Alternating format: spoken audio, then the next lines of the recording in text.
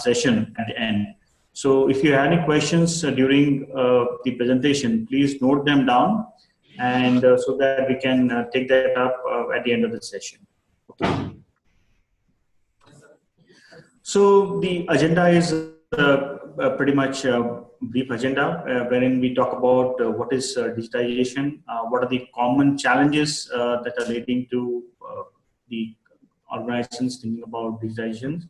How should you plan your digital journey? Okay. Then we talk about why WebCenter, and then talk about WebCenter and the various modules within the WebCenter, so that you get a good feeling and understanding of this whole platform that's available, and then you can plan certain solutions, or maybe take up your career as a WebCenter specialist, or maybe an implementation specialist, on moving on to a solution architect. Okay. So what is digitization? Typically, if you understand digitization as a common definition that you see, is like conversion of an analog information in any form. Maybe it's text, photograph, or voice. When you say voice, it's a kind of the tape, magnetic tape that we had in the earlier days. I don't know how many of you in this current generation would have used that to hear your favorite music, movie music, etc. Okay. To a digital form with suitable electronic devices such as scanner or specialized computer chips. Okay. So that the information can be processed, stored, transmitted through digital circuits, equipment, and networks. Okay. A simple definition is converting something from analog into digital. Okay, that's a typical college level definition, you can call it. But I would call it as a definition. I would define digitization as moving from a manually maintained hard copy document. It could be text, photos, media, to soft copy. Okay, when you say soft copy, it's like you have a scanned document. It could be a scanned document. It could be a Word, PDF, or maybe any other format, text documents, CSV format.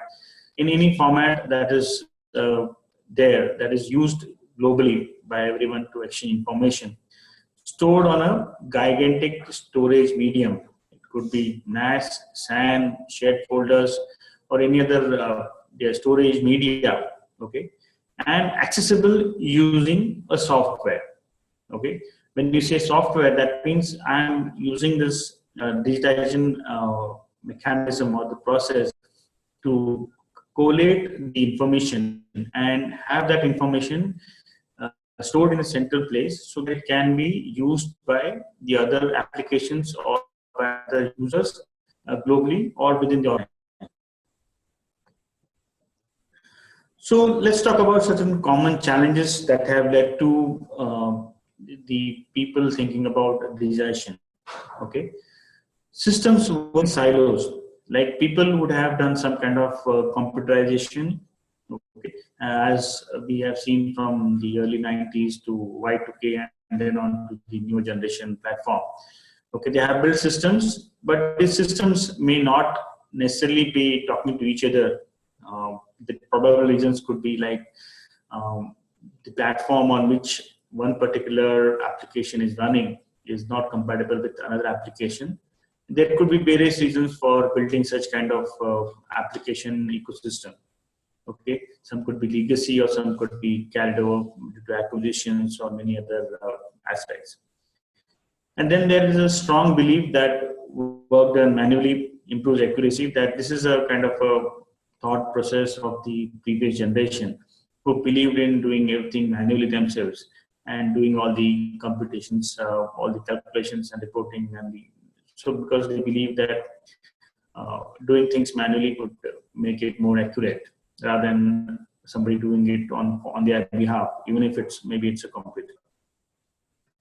Then there are various documents or reports that need to have initials before being submitted or being published.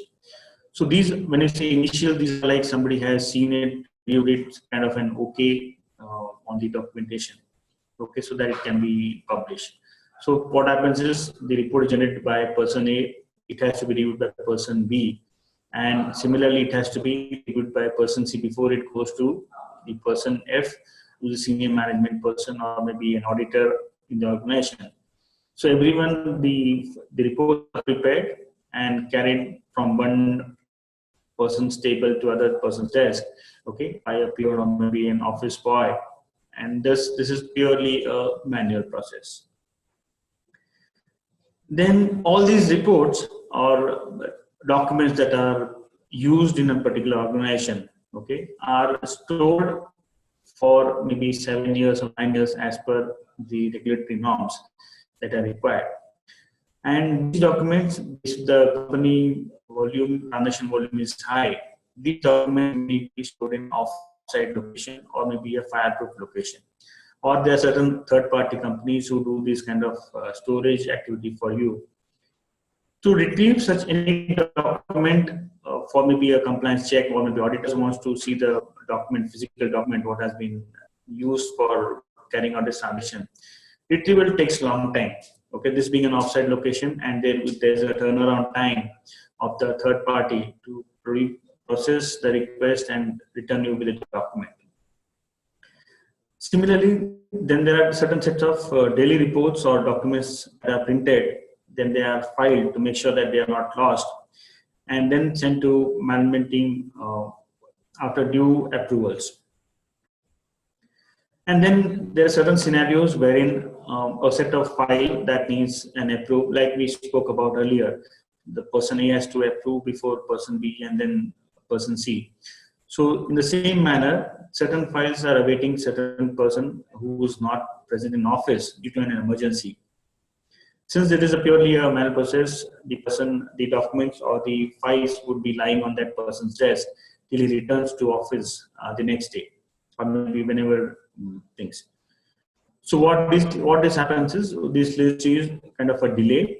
Okay, we don't know the outcome when it will happen, when the approach will happen, or any kind of review process that will undergo. Then there are certain scenarios in certain organizations wherein you are required to submit certain documents as proof or maybe supportings.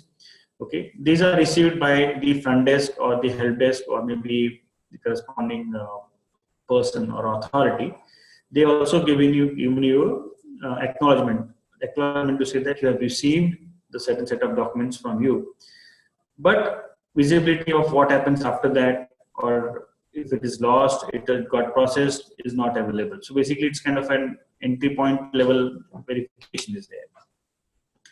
This leading to lack of visibility of what is going on, where the document lies. Okay. And certain cases, certain customers or maybe large kind of an BFSI segment, banking, financial sector, and insurance sectors, customers have to visit their service centers to process certain regular documents, like KYC document, as you may be aware of, has to be updated every 6 months, right? So they have to visit the service centers, and then again the service center will in turn send it to the banks or maybe to the insurance houses as per their cycle. So I think it may get lost, and ultimately the individuals get impacted because of non-submission of KYC documents. So we have submitted, you may have an acknowledgement. And the most widely used kind of area for digitization is the expense or the vendor payment processing. This is a quite complex thing, like expense processing. Like every employee, when he incurs an expense on company's account, he or she needs to submit the expense statement. It could be detailed as much as possible with the supportings for almost all the expenses, okay, that are incurred. Okay, so and this again needs to get approved by the manager, and then there is a kind of an HR layer which talks about certain set of expenses have a limit or a cap. So all that needs to get verified before it gets finally paid. Similarly, for vendor invoices also, they also need to submit the supportings and again wait for the whole process, internal approval process, before it gets dispersed. Then the recent ones or the newer generation challenges would be website takes long time to load on a mobile, okay, and if it's load, it's kind of distorted, okay. The reason could be like, there could be multiple reasons. So we'll just look at these are some of the common challenges that individuals or maybe organizations have been facing, leading them to get onto the digital journey, okay. So when you say a digital journey, okay, so some of the phases that typically digital journey has to be kind of followed is typically because if you noticed, I'm using the word journey, okay, and not a project. So journey is like I'm going from one place to another place, and thereafter I would also continue my journey to the next destination. So I'm continuously moving, okay. So journey is not something I have start and end, or maybe I start a project of launching a website, it ends there. No, it doesn't end there. It continues on to the next level, onto improving and improving and improving it further, okay. So when we are embarking on our digital journey, okay, we would go along with these phases, like research phase, doing the selection, then doing the conversion, the service, and the advocacy phase. So as part of the research phase, okay, what we need to do is we need to understand who our customers are, who would be using this particular application, or maybe the site, or maybe the portal, whatever I'm launching, okay. What is that they would like to see? When I say what is that they would like to see, is what kind of information would be beneficial for them, okay. That is in context of whatever work I'm doing. So I would like to see that information, not something else, or maybe some information that somebody else would like to see. And again, how would they view the information? Okay, will they be using some kind of device like mobile device, or would they be talking on the tablets or PCs, or maybe iPads, or maybe desktop? So what is that mode they would be using to view the information? Do we plan to target demographic based custom targeting? Okay, what this means is whether we will be looking for launching any kind of services, or maybe any kind of promotions, or any kind of apps for people in certain geographical areas, like certain schemes.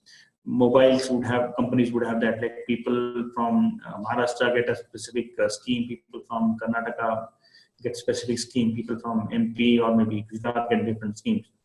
So how this is carried out, whether there would be customers coming in from specific geographies, and we need to show them content that is specific to them. So that is another aspect. What are the other emerging trends in the market about similar solutions? Like you would be embarking on a digital journey, but there could be multiple other organizations of similar size and volume. Okay, how are they trying to move ahead, right? So that is what we can look at when we start our digital journey. Then we need to take a step and look at what all integrations are we planning to include, okay? Whether we are talking about Google Maps integration to help people locate your offices, your service centers, or maybe your contact centers, your head offices, or maybe any kind of service centers. Then whether you have any kind of third-party apps within your organization where you want to integrate this with, okay? Will it be integrating with any kind of a CRM application, or maybe an IVR, or maybe, or for that matter, integrating with any ERP solutions. Then finally, just trying to anticipate the users, okay, the number of users that will be using this application and the concurrency, because this aspect helps you size the required hardware and the software, okay, so that there's adequate performance and this kind of user experience that is expected can be delivered. Moving on to the selection phase.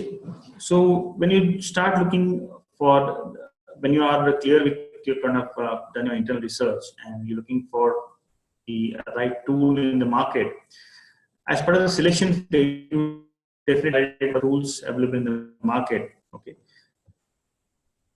Then again, based on the requirements, what kind of investment that would be required to be carried out to implement this whole digital journey, and what are the returns? Like you see some returns which are tangible, intangible. Also, based on the cost, some organizations decide to build rather than buy.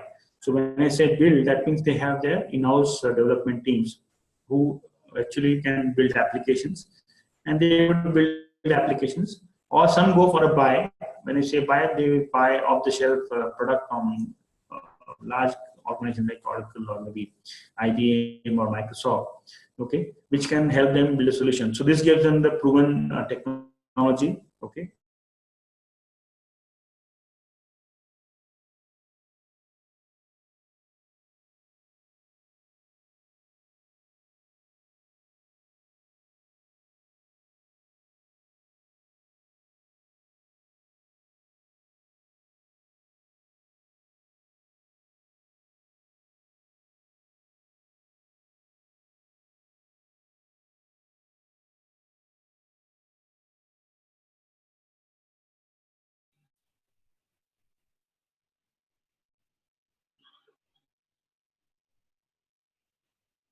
Hello. So are you here with us?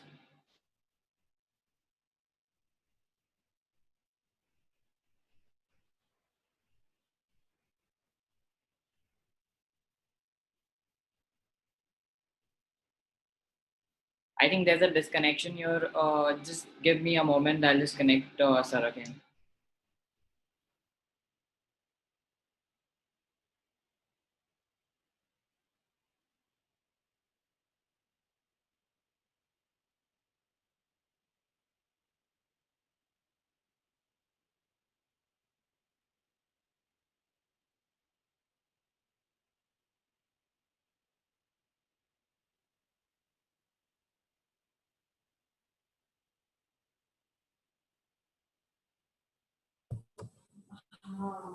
Connected now.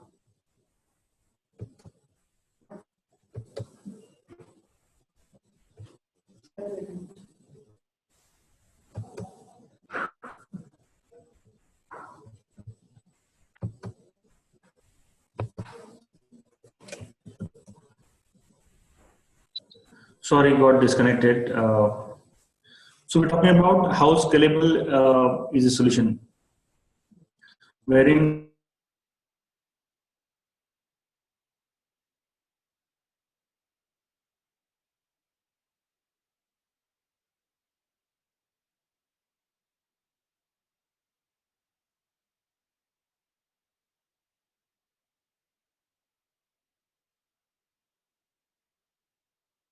would have best of the breed solutions. So whether we can go with any of those solutions, because they would have used this for time and would have got proven for your industry vertical.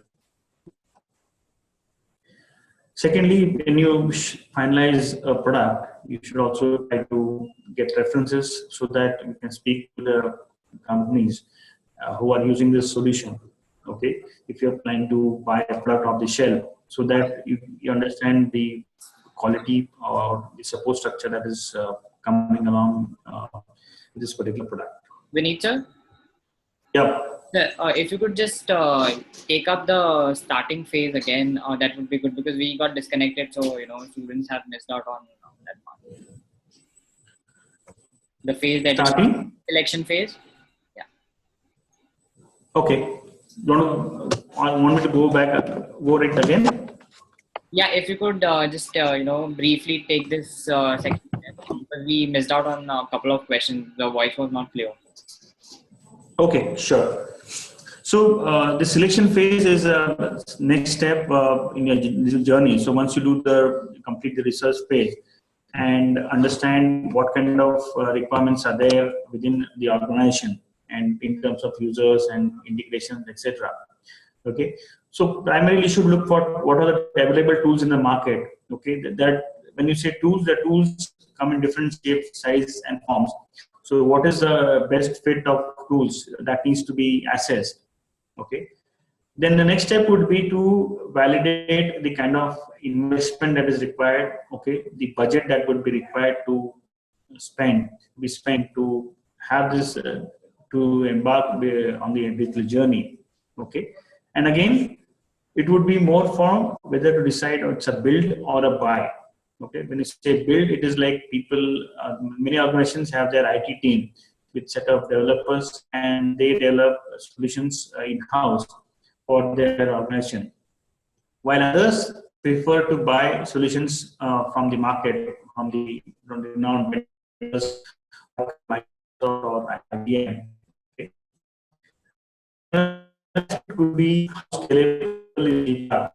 Is like today user volumes or the user access to this application or the portal or the site.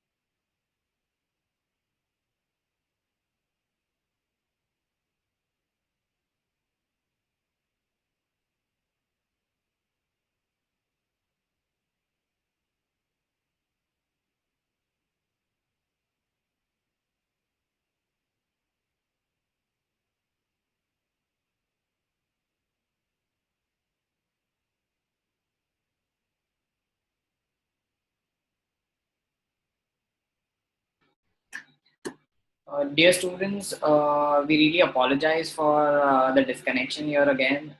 Just be patient, we'll connect him again.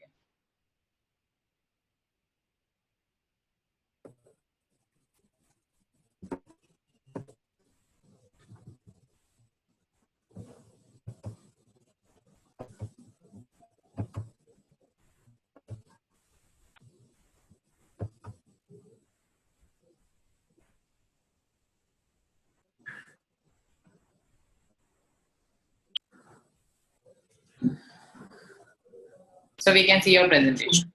Yeah. So does any of your computers have this product? So what kind of products your computers have? So that could also give you an idea of like what is the best tool that is suited for your industry vertical. And lastly, but not the least, to get references to speak with to understand the kind of support or the services that this particular product that comes up with. Moving on onto the conversion phase, wherein we start the implementation. Okay, so you have collected the requirements as part of the initial research phase, and then we do an end-to-end functional mapping. Okay, since it was not that you want a website, but when you have a website, you need to have a backend system to make sure that the right set of products are published on the website, the right information that is going. So it should be an end-to-end thought process that needs to go in, not just the end result. Okay. Start the implementation or the development process by procuring hardware, procuring software licenses, and getting a right system integrator to get on to this whole digital journey project for you. Review the progress that is happening on the journey, like what kind of things are moving, okay, the input that are required. Carry out non-functional testings like performance and security. In the digital journey, it is very critical that every organization performs the performance testing, wherein you to make sure how the site can sustain load, okay, till how many concurrent users, there is no drop in the performance or the response time, okay. And security is more from a hacking perspective, okay, whether anybody can hack your website by putting in some junk characters in a particular input field, etc., etc. Then finally, once you complete the testing, okay, and everything is good, you can launch the application. And it's a kind of a monitoring process to make sure the live or the transition has happened smoothly. Okay. As part of the next phase, the service phase, it is important that you meet up with the customers and seek feedback. Customers could be internal users also, not necessarily when you see customers. It can be internal users also, and try to seek their feedback on how they feel on the application or the website or the portal that has been designed. Solicit comments, review, and testimonials. Okay, they say like 75% of the users, okay, read the comments and get impressed with the product they're buying. Okay, ease of information access, like information that has been organized. Okay, is it kind of the in a way that I would like to view that information? Is there anything relatively placed, or I have to look for too many clicks around and navigate to reach a particular information? And then go down to the optimization process, wherein you start reorganizing based on the feedback and the comments and how the whole look and feel has been, or it could be even like a issue like a performance bottleneck in loading a particular page. Okay. Then again, based on certain feedbacks or maybe a business trend, you can also include segmentation. When we say segmentation, this is more, as we spoke about earlier. If I want to target certain customers coming from a particular geography or particular demographic location, I can build segmentation and using a segmentation engine, okay, optimize it. So rather than saying everybody coming from Maharashtra, I can just classify them as somebody coming from Mumbai, or maybe somebody coming from Navi Mumbai, or maybe somebody coming from Nagpur. So that will help kind of one level of classification of the customers. Okay, so the right set of content gets delivered to them. Then again, using analytics and understand what kind of customers are coming, like who are the maximum users of your site or maybe your application, using the analytics. So that helps as a handy tool to help you scale up the applications accordingly. And finally, using analytics, you can find out which are the pages that are being frequently used. Okay, so that will help you reduce the kind of this, or not reduce, it would be more of improving the load time by reducing the page size. If a particular page is downloaded by 1,000 people concurrently, the page size would be of significant importance, okay, based on the bandwidth that your web server has to the internet. And finally, it's kind of an advocacy wherein you view the growth of adoption rate, okay, like how many people earlier, what kind of age group people are more savvy to using your application or your portal, okay. Then continuous process of reviewing the application and finding out if certain more improvements can be done in the application. See if the integrations there can be more integration in terms of additional applications, so that if the customers get the single window of support. Okay. Remember, it's a journey and not a final destination. So here on, we'll move on to the next set, wherein we talk about the WebCenter. Okay. So what is WebCenter? So WebCenter is a product suite from Oracle as part of the Fusion Middleware stack. Okay. As they say, it's an engagement platform wherein you can see the sites, portal, the content, and social are well fitting, just like a jigsaw puzzle. Okay. It's an engagement platform powering exceptional experiences for employees, partners, and customers. So WebCenter primarily comprises of these four key things, and they are well integrated, okay, and can provide the enriched experience or the user experience that is required, okay, for the digital journey. So why WebCenter? Okay, So we saw WebCenter comes with 4 different modules. So here we see basically WebCenter can provide the required online experience, okay, carry out required application integration, okay. It's coming from an proven OEM, Oracle, so it's definitely an enterprise grade application, okay. Content at the core. The content here is the context of content here is more of documents or anything that is related to be stored in the repository, which can be accessed by multiple applications, okay. And then getting on to self-service portals. So when I say self-services, like we need certain information. Like in today's world, if you definitely want to go somewhere, okay. Earlier we used to call up somebody. Like I would prefer to give an example. Like I want to visit a particular address in Pune. Earlier we used to call somebody in Pune saying that, do you know this place, how to get there? But nowadays we just go to Google Maps or maybe type in Google and try to find out where this particular location is.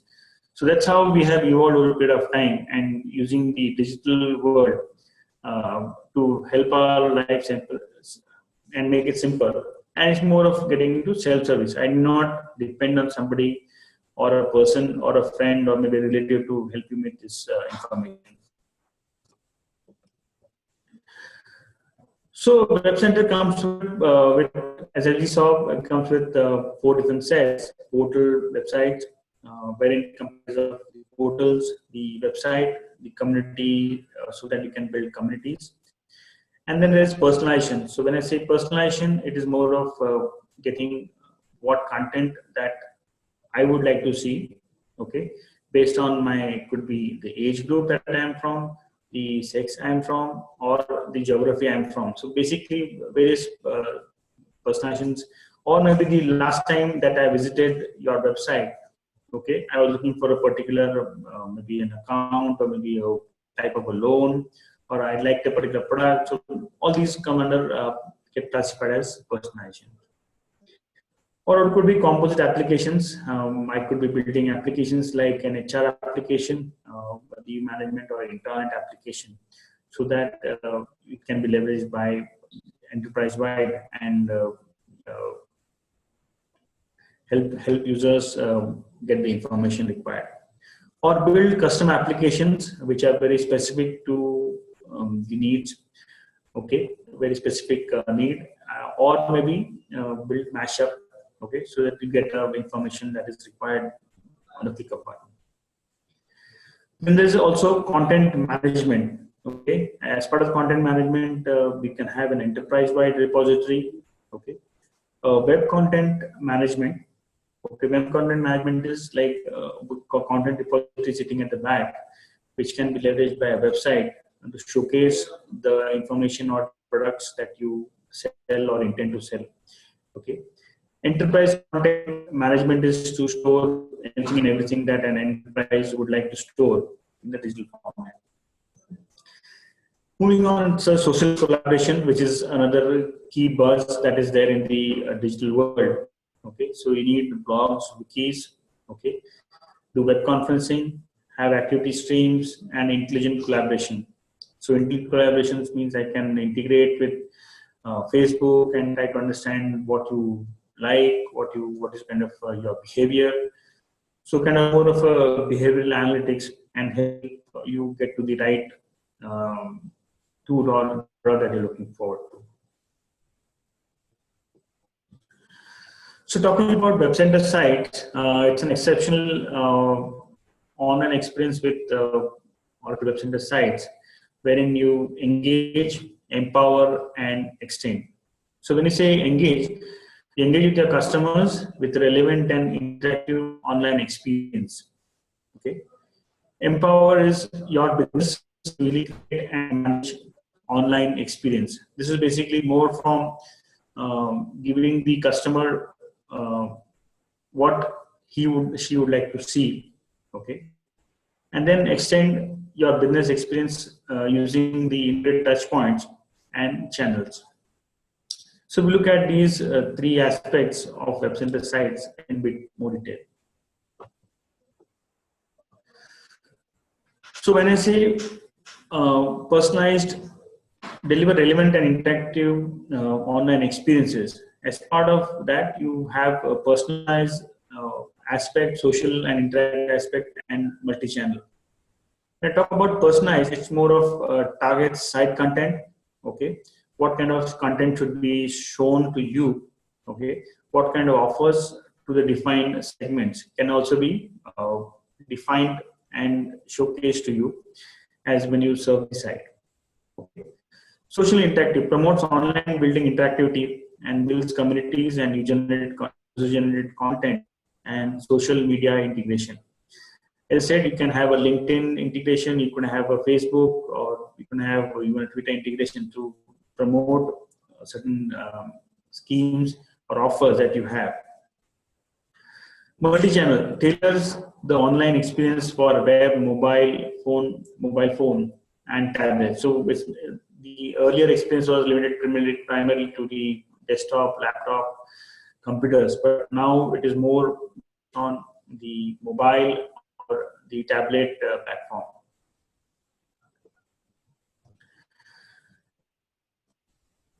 Moving on here as a create, okay, easy to create and manage online experience, okay. What you see is you get kind of site authoring and design. So this means what I can have the content created by a set of non-technical people, okay, to author the content. It could be more from the business side, not necessarily somebody from the IT to sit down and create web pages, okay. It again gets moderated, like wherein we have a set of moderation. When you say it's a kind of a maker checker or maybe an approval workflow, somebody makes a site, somebody reviews it, reviews the content, reviews the layout from a branding perspective, the colors that get used, the content, the language, and everything gets kind of moderated and be moderated, and it can be reviewed before getting published. The scale up. So when I say scaling up, it enables large scale and personalized microsites without sacrificing performance. Okay, so you can have a website meeting maybe 50,000 conferences user base, or maybe having a 100 user microsite. Okay, the experience would be similar.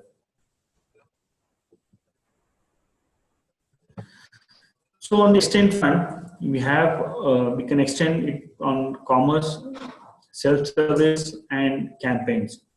Okay, basically these are touch points and channels that are part of the WebCenter sites. So wherein we can leverage the shared content and metadata across marketing and e-commerce sites for consistent customer experience. On a self-service, unify the customer experience across marketing and self-service sites with shared content and applications. So what this is to help you understand, like as part of any large organization, there could be applications, there could be multiple applications.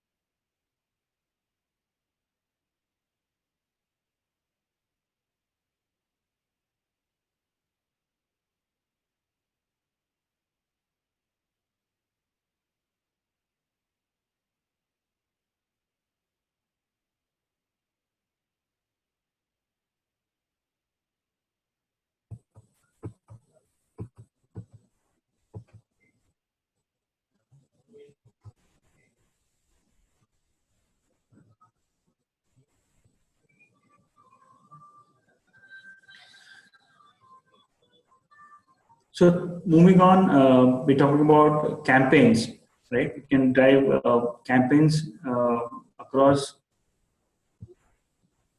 channels, okay, that ensure consistency through the campaign life cycle. So something happening on the mobile, or somebody's calling up on emails. So there are different sets of kind of campaigns that can be done simultaneously to make sure that the effectiveness is achieved. Moving on, let's talk about the another aspect of the WebCenter suite, that's the WebCenter content. So this is a unified and integrated enterprise content management project. So it comes with multiple pieces, okay. So you can see it comes with a set of portal connectors, out of the box web apps, application adapters, okay. Integration with desktops and MS Office suite, okay. Mobile apps, you can render the whole thing on mobile. When we say ECM capabilities, it's about the documents that get stored, imaging, workflow, records management, okay, digital asset management, capture, web content, and archiving. So documents is nothing but the set of documents, the multiple set of documents that are stored, okay, as part of your enterprise content repository. Imaging is a process within the application suite wherein you can have a particular content checked into the repository and the same document undergoing a kind of a workflow, okay, being sent to different people in the organization so that they can review and approve. Workflow is like building a workflow wherein you define the steps, okay, who does what and when, and what happens when somebody approves, somebody rejects a particular document or maybe a step in the workflow. Records management is like what a person can do. It's more from a regulatory standpoint. What is that when you say records management? Like how long this document should be available for viewing? Who can view? Can they copy it to the local machines? Can they do some kind of edits? So all that policies are defined as part of the records management. Digital assets is a kind of a new thing that's coming up, wherein you might have seen that a particular image that is rendered on a website. If you see that image on the desktop and you see that image on the mobile, the size and the pixel size of the whole image would be different. So all that thumbnailing and changing of the size or scaling down of the size is handled by the digital assets management. Capture is another important aspect of WebCenter content, wherein you can use this tool to capture information from various sources. It could be pulling an email address. Email address typically would be like an helpdesk at organization.com. Okay, so people can send in their queries or maybe their supportings to a particular email ID, and that gets captured and then it's routed to the respective teams based on the type of the email that has come in. Okay. Web content, as you saw, it's more from the website having using this as a content repository, keeping at the back end so that it gets updated and we can have a product being removed from the website by just setting the shelf life of the product, or maybe the duration which the product is active. Maybe you are coming up with some scheme saying that this item is available during Diwali. So you set the end date of the product as maybe 15th of November. So on 16th of November, the product is removed from the website. It is all done through the content management backend capabilities. And archiving. Archiving is the key aspect wherein you archive a content that is not required.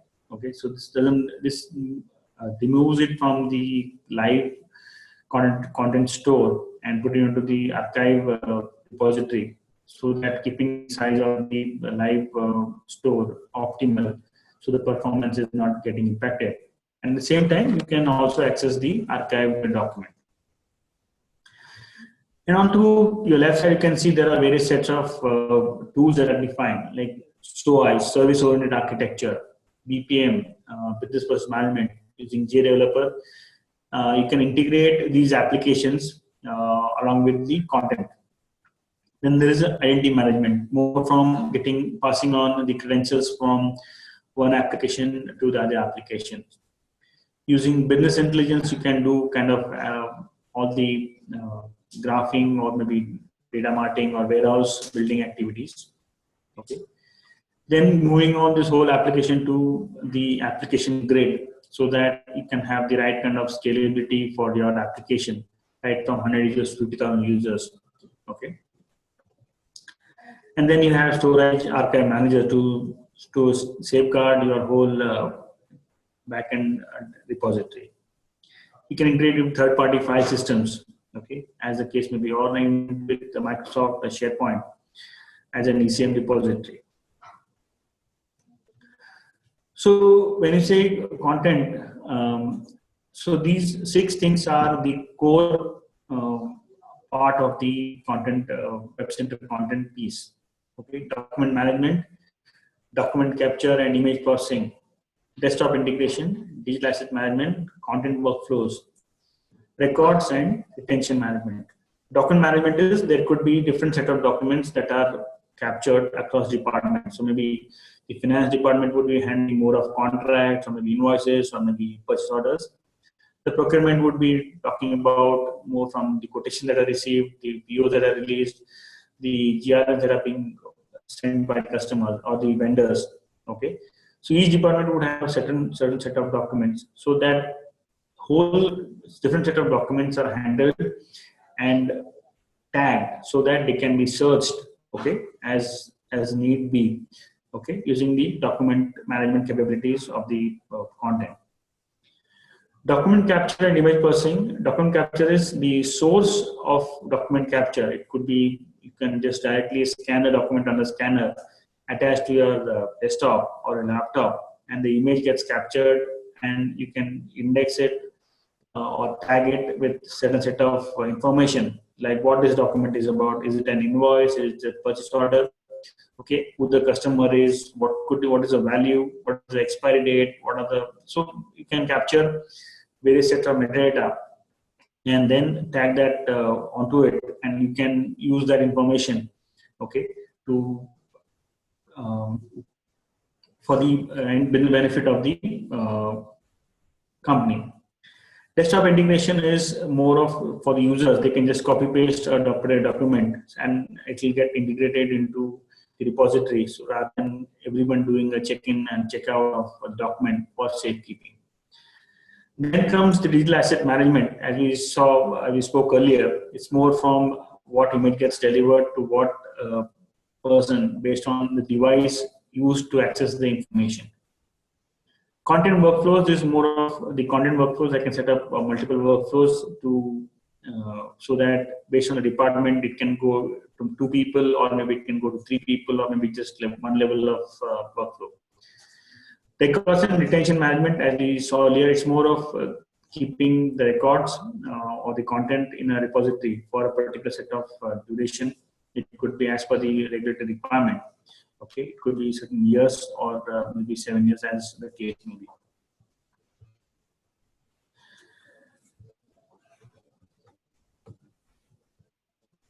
Okay. So optimized WebCenter content you can optimize for application integration. Okay, secure and markup. You can markup and annotations, so that if you want to put in some certain comments, okay, you can put in the comments.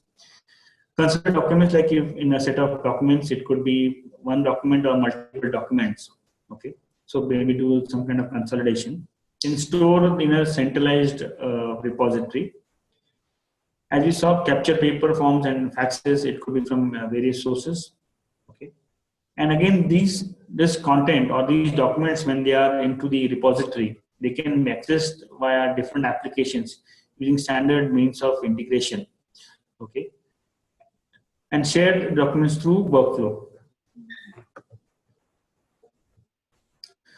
Moving on to the next thing, that's a WebCenter portal. Okay, WebCenter portal is also another powerful tool wherein you can do integration. You can talk to the content repository. You can search. Okay, you can build content-specific display of information. It can do also social integration, some level of personalization. Comes with very multi-level security. Okay, manageability is to monitor the performance. Okay, so using the WebCenter portal, you can build enterprise portal, enterprise sites. You can build dashboards, composite applications. You can build collaborative applications. You can also build mobile apps. Okay, and all these talking to your maybe backend content, your CRM, your ERP, your legacy applications, and feeding data to data sources and for business intelligence. So using WebCenter portal, it can help you with getting into providing a single point of access, okay, with self-service portals. So modernize and simplify the user experience, aggregate useful information for efficiency improvement, basically. And this is for employees and internal stakeholders, and also extend this to customers and partners, okay, as a case may be. Help you upsell, cross-sell more products, services, okay. So if somebody is coming from a particular sector, we can sell him some other products also as part of the service offerings, okay. Provide some means to collaborate, communicate, and discover.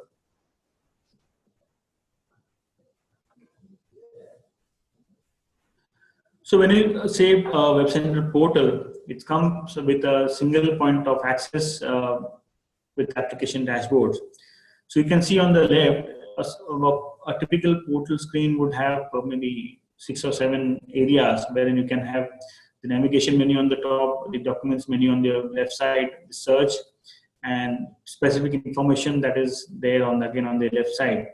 And you have a larger piece of transaction that is being displayed to the user in a bigger size, so that they can look at the information that is required. The social onto your right, and then again BI typically onto your right. So these are the typical areas or placeholders that a portal should have based on the industry best practices. Okay.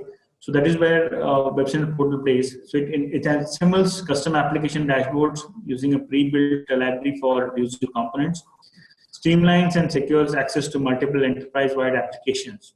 Okay, personal view of information and integrate social tools. Okay, optimize business flows across organization divisions and applications.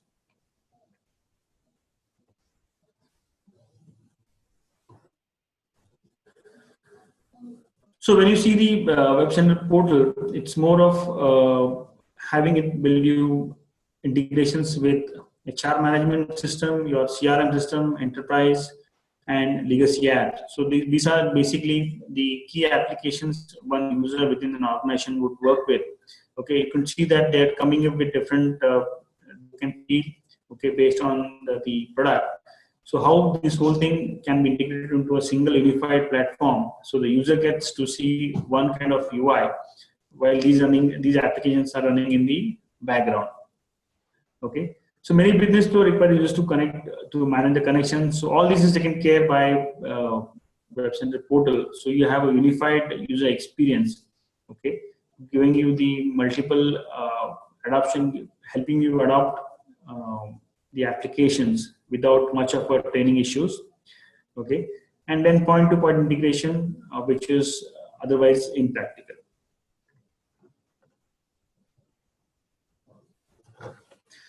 So in summary, WebCenter suites comprising of portal, sites, and content.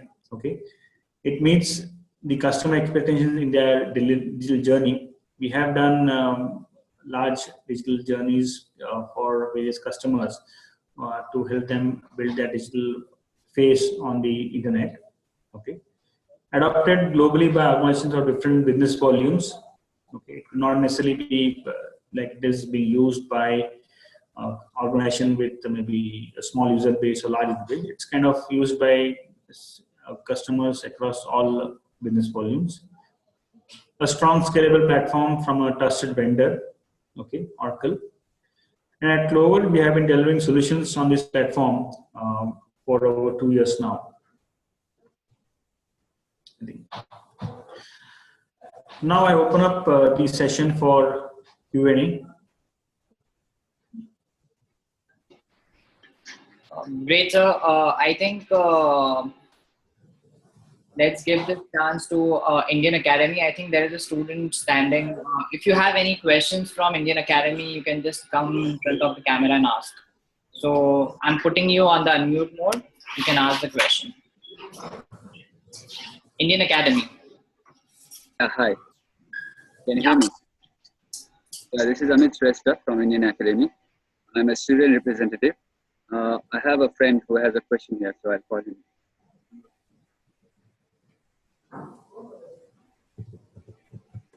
My question is, I want to ask him what he knows about Oracle Application Express.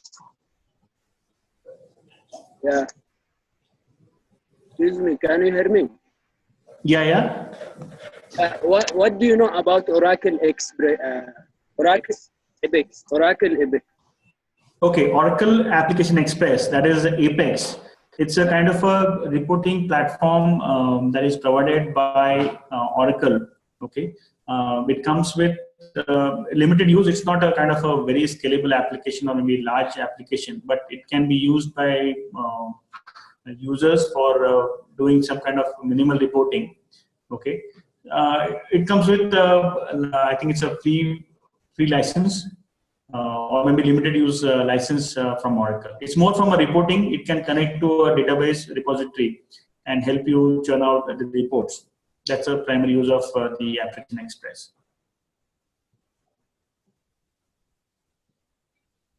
It's not part of the WebCenter suite though. I think that answers the question. Do you have any other question coming in from Indian Academy? Yeah, one more question. It's like how digitization is helping small scale industry. See, again, digitalization is an initiative that has to be taken up by the industry themselves. So this is a kind of, digitalization is a kind of a platform and WebCenter is a platform. So adoption has to be done by the small scale industry. And we are seeing a lot of traction in the small scale industry to have the digital presence, at least to have the face on the internet. Okay, and trying to optimize or maybe evolve over a period of time to provide information that is required by various customers or maybe prospective customers. Okay, so there's kind of a lot of momentum that's happening in the last 1 year or so. Okay, earlier web presence was not that keen or important for any small scale organizations, but nowadays you see with the ease of acquiring a domain name, okay, and setting up a website. So there's a lot of traction, and we have seen a lot of small scale customers, okay, customers from small scale industry volunteering to take up the website and seeking our assistance to help them set up not only on WebCenter, but also using platforms like on .NET or maybe Java technologies. That's it from Indian Academy. Thank you very much, sir.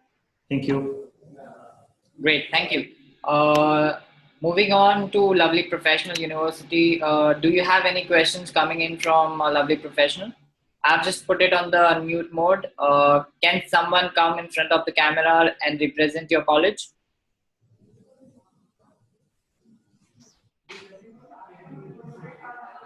People can hear me at Lovely Professional University. Can you just wave your hand?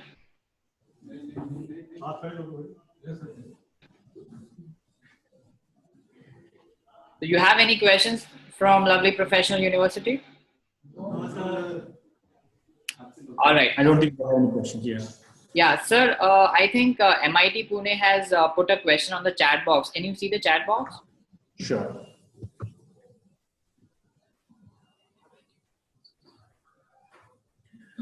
Okay. Rohit, your question is how does WebCenter manage a huge amount of data generally used for data analytics? So WebCenter is primarily the front-end phase okay, the backend databases would still continue to be your Oracle, or maybe people use big data or any other platform to store data or maybe analytics data, okay, and use that for kind of building warehouses or maybe data marts as need be. WebCenter will just provide you provide, maybe I would call it a feed, okay, to building such warehouses, but not really analytics per se. WebCenter is not an analytics platform. WebCenter is just a front-end platform to capture analytics, but that analytics has to be carried out using different tools that are running on your devices, on your databases like BI, big data, or any other similar technology.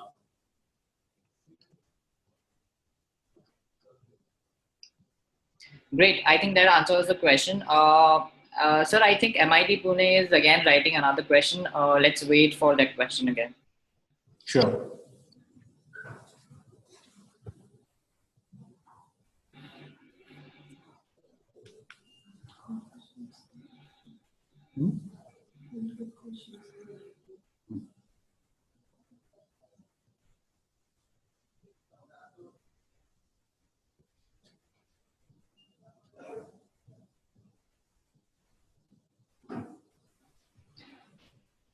By that time, any questions from any other college, you may feel free to ask directly to the master.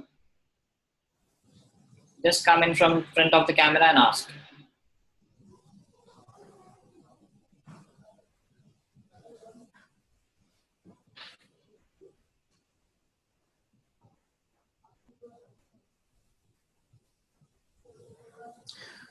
I am having another question. I think it's from the MIT. What are the career opportunities in WebCenter?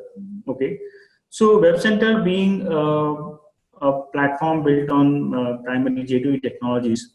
Okay, if you have Java exposure, I think it's easy to build in the WebCenter skills. Okay, and this technology or this platform is pretty niche at this point of time. Okay, there are very few players who work on WebCenter platform.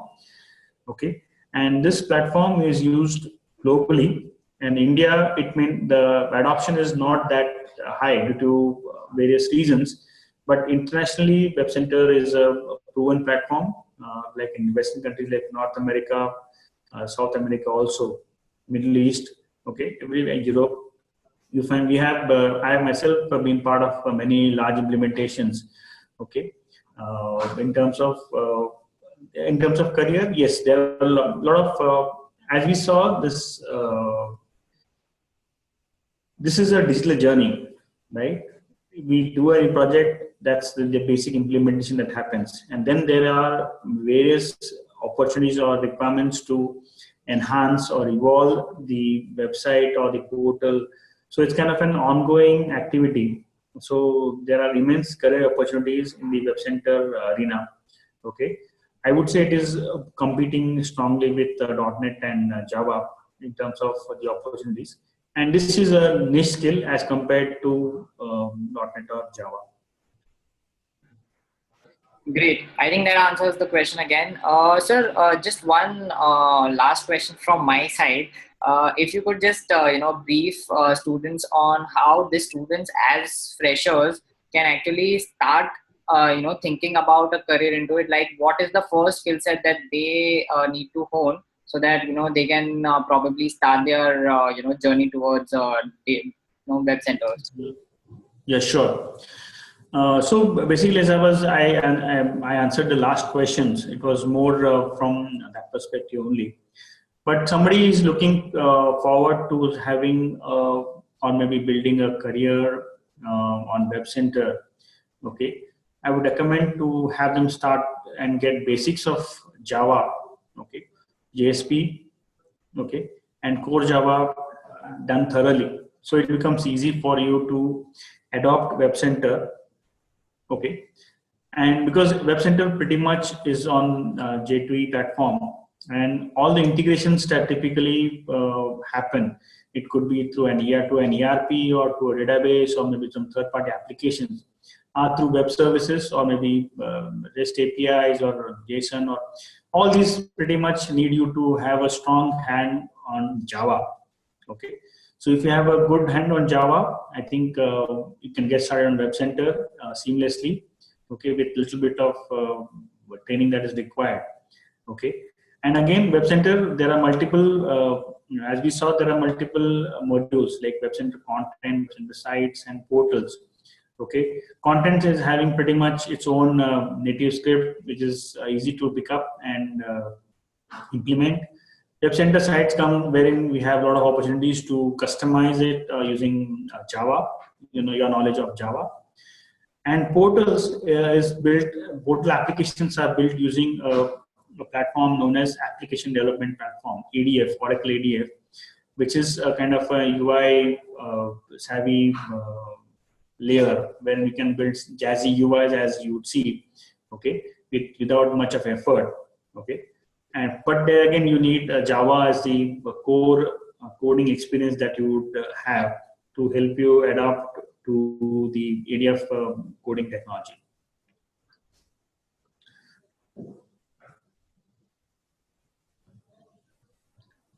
Thank you so And much. knowledge of database, again, knowledge of database also is also key. Like having nowadays, what's like people don't understand database to the level that is required. Understanding of knowledge also is also key along with Java is what I would say. All right. Great. Thank you so much, Mr. Vinit, for such an insightful session on web centers. I am sure you have inspired a lot of students present here. Can we have a round of applause for Mr. Vinit?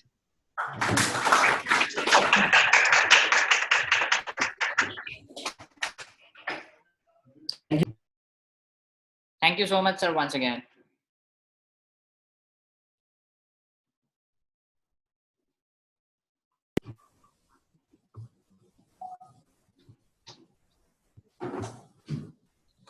I would request all the colleges to be seated. I'll just showcase the procedure to download the certificate. I'll just share my screen.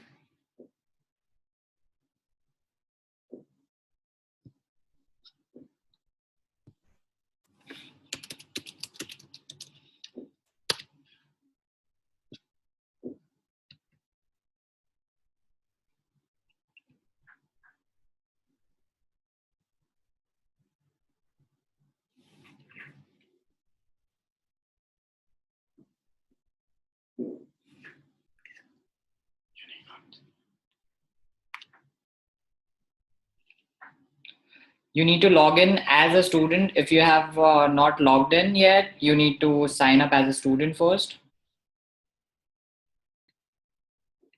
I'll showcase you using a dummy login.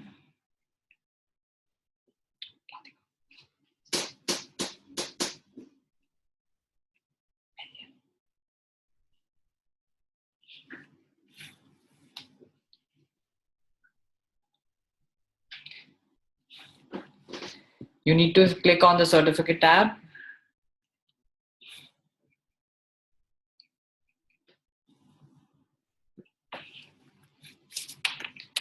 You need to select today's topic and you need to select your college to download the certificate. So if the students are from Lovely Professional University, you need to select Mr. Nitin's ID.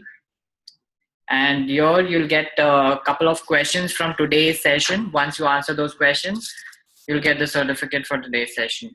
So the approval would lie in the hands of Mr. Nitin or Mr. Avtar. So kindly get in touch with your representative and you can avail the certificates. Thank you so much once again for your time.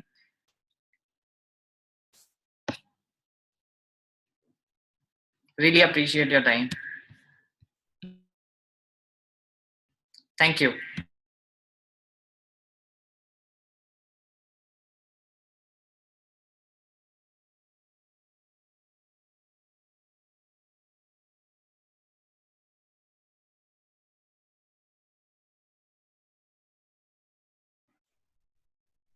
The procedure would remain same for all the colleges, Indian Academy, MIT, you may do the same procedure to avail the certificates. And do write your feedback to us on Twitter or Facebook, and we'll be happy to get the reviews from your side. Thank you.